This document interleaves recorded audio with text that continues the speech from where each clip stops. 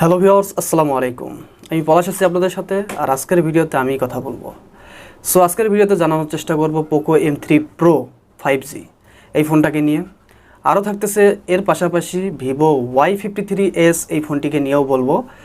আজকের ভিডিও দেখতে থাকুন, কন্টিনিউ করতে থাকুন। আশা করি অনেকটাই জানতে পারবেন যে আমাদের আজকের ভিডিওতে যা দেখানো হচ্ছে বা যা জানতেছেন বেশ ভালো হবে বলে মনে করছি আমি। ইন্ডিয়ার মার্কেটে লঞ্চ হয়ে গেল পোকো M3 Pro 5G এই ফোনটি। আর এই মুহূর্তে 5G ফোন না আনাটাই ভালো আমি মনে করি, কিন্তু এই 5Gর নাম্বার খেলায় অনেকেই যাচ্ছে। আর আমার কাছে মনে হচ্ছে যে এই 5Gর নাম্বার খেলায় যাচ্ছে বিধায় তারা অনেকটা এগিয়ে যাচ্ছে, কিন্তু এটা কিন্তু না।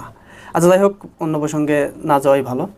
পোকো M3 Pro 5G এই ফোনটির ওভারঅল যে স্পেক এটা আমরা জেনে গিয়েছি। আর এই ফোনটির ওভারঅল স্পেকটা হচ্ছে 6.5 ইঞ্চের একটি ফুল এইচডি প্লাস রেজলিউশনের ডিসপ্লে থাকবে এই ফোনটিতে, এবং এই ডিসপ্লেটি থাকবে 90 হার্জ।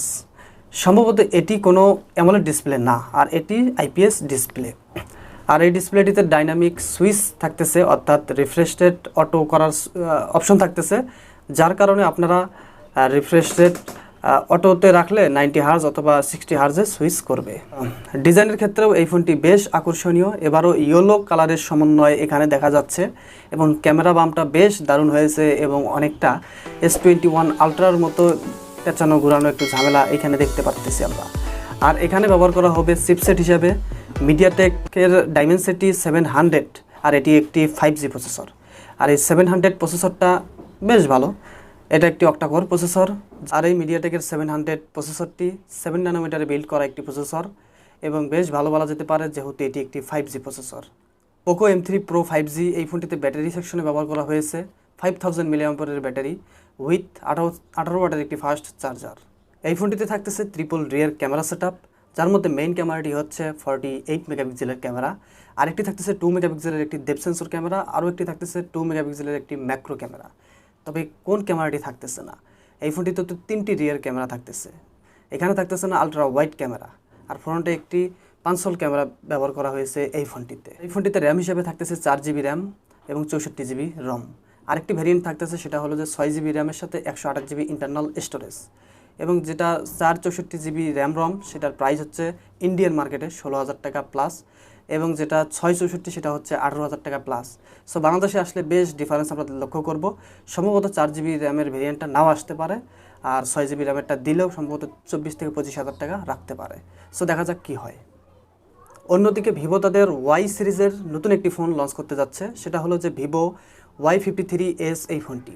আমরা অনেকে জানি ভিভোর ওয়াই সিরিজের ফোনগুলো বেশ ইমপ্রেসিভ হয়ে থাকে, বেশ ডিজাইন সেন্ট্রিক হয়ে থাকে, এবং এখানেও তার ব্যতিক্রম হচ্ছে না। ভিভো Y53s এই ফোনটিতে 8GB র্যামের সাথে 128GB ইন্টারনাল স্টোরেজ নিয়ে আবারও তারা ব্যাক করতে যাচ্ছে, এবং ভিভো Y53s এই ফোনটিতে চিপসেট সেকশনে ব্যবহার করা হয়েছে মিডিয়াটেক হেলিও G80 প্রসেসর, আর এই চিপসেটের জিবিইউ সেকশনে ব্যবহার করা হয়েছে মালি G52। আর এই ফোনটিতে ওএস হিসেবে থাকবে তাদের নিজস্ব ফান্টাস ওএস, এবং এখানে থাকবে অ্যান্ড্রয়েড 11।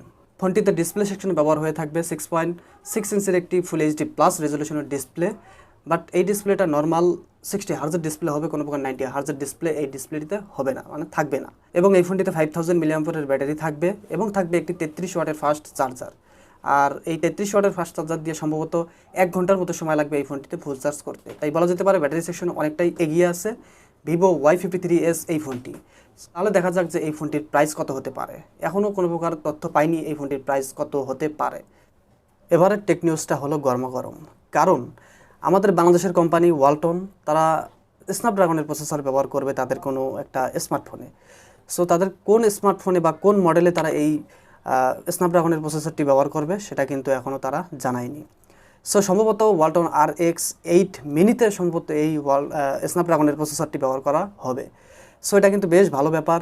আর আমরা যদি এই স্ন্যাপড্রাগনের প্রসেসর পাই, সেক্ষেত্রে কিন্তু বাংলাদেশের অনেক কাস্টমার যারা কিনা স্ন্যাপড্রাগনের প্রসেসরওয়ালা মোবাইলগুলো কিনে থাকেন তাদের ক্ষেত্রে কিন্তু বেটার হবে। তারা কিন্তু স্ন্যাপড্রাগনের প্রসেসরটা স্টেবিলিটির পারফরমেন্সের জন্য তাদের ওয়ালটনের ফোনগুলো আরও বেশি বেশি কিনতে চাবে আর কি। Xiaomi লঞ্চ করতে যাচ্ছে আন্ডার ডিসপ্লে ক্যামেরা ফোন, আর শুধু এটি ক্যামেরা ফোনই না, এবং এটি হচ্ছে ফোল্ডিং ফোনও, এবং এই ফোনটির মডেল হচ্ছে J18s, এবং এই ফোনটির টেস্টিং চলতেছে, খুব শীঘ্রই লঞ্চ হবে বলে জানা যাচ্ছে। এবং এই ফোনটিতে থাকবে হাই রিফ্রেশ রেট, যেটা সম্ভবত 140 হার্জের রিফ্রেশ রেট থাকতে পারে এই ফোল্ডিং ফোনে।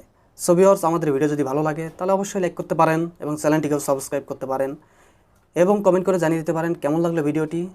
সো ততক্ষণ ভালো থাকুন, সুস্থ থাকুন, আল্লাহ হাফেজ।